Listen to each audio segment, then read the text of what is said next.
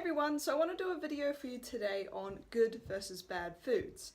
So we still live in a kind of environment essentially where people have perspectives on what is a good food and what is a bad food.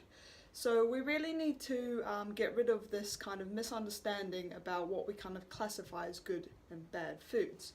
We know that there are no bad foods. The only foods that we should really avoid are foods that have a trans fat value. So a food that has been had an added trans fat. So these foods are usually very, very highly processed foods. We know that there's now laws which are removing trans fats or removing food companies using trans fats in their products. So this is something that's going to be easier for us to avoid over time. That being said, there's no bad foods. The only food that you potentially should avoid is something that you potentially are allergic to. That being said, if you are not allergic to any types of foods, there's no food that is off limits to you. So this is where the kind of 80-20 rule comes in. We know that our diet should be 80% made up of highly nutritious foods, the foods that provide us a lot of food volume, they provide us with the essential vitamins and minerals, they help us hit our macronutrient requirements, so our carbs, our proteins, our fats levels, and they also allow us to sustain our goal regarding calories. So whether you need to be in a calorie deficit because your goal is weight loss, or whether you want to maintain your weight or even build muscle and therefore need to be in a slight calorie surplus. So we all have a number or a range where we need to sit around in order to achieve our body composition goals.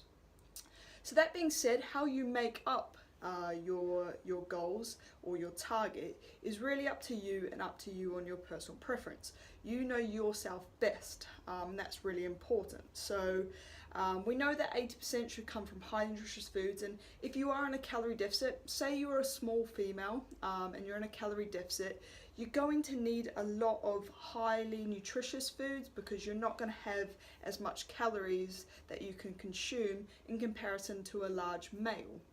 So you're going to want to make sure that food volume is high, you're getting a lot of nutrients, so nutrient dense foods, vegetables, fruits to provide that. Also a lot of quality lean meats as well, or dairy products in order to keep your protein high and keep you sustained for a long time. So that being said, this doesn't mean that even if you are a small female in a calorie deficit, that you can no longer enjoy things that you enjoy, whether that be a pizza, whether that be ice cream, whether that be going out and enjoying coffee and cake with friends. These things aren't off limits to you. We just need to be mindful of how we fit them into your calorie requirements. So I'm not saying that for a small female on a calorie deficit, they're going to be able to get away with eating a slice of cake and having coffee every single day. They're going to find that that is going to take up quite a high chunk of their daily intake.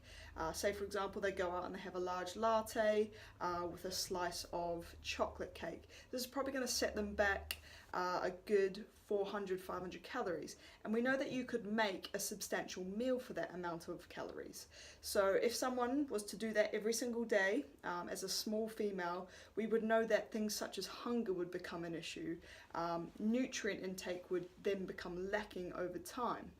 And this could therefore affect the ability for them to stay in their calorie deficit and therefore affect the ability to achieve their goals. However, saying that, this doesn't mean that that person in a small calorie deficit, in a calorie deficit, small female, could no longer eat cake. It may mean that she has to program her 20% of her enjoyable, less nutritious foods into one social occasion for that week. So when we talk about 80-20, we very much talk about 80-20 being in relation to someone's calorie intake.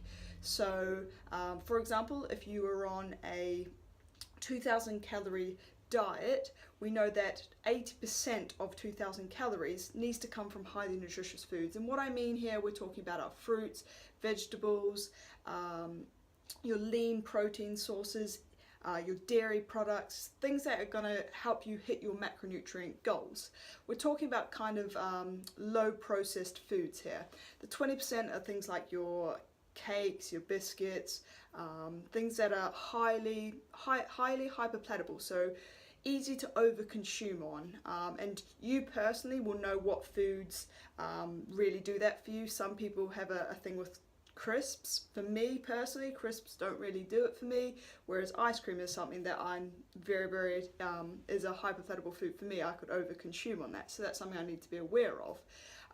They're foods that, you know, have a low food volume for a calorie amount. So we know, like I use the example of chocolate cake, 500 calories for only probably what we would consider, if we looked at it, a small amount of food. Whereas a meal, say you had chicken, broccoli and rice, you could have a large meal for that amount of calories.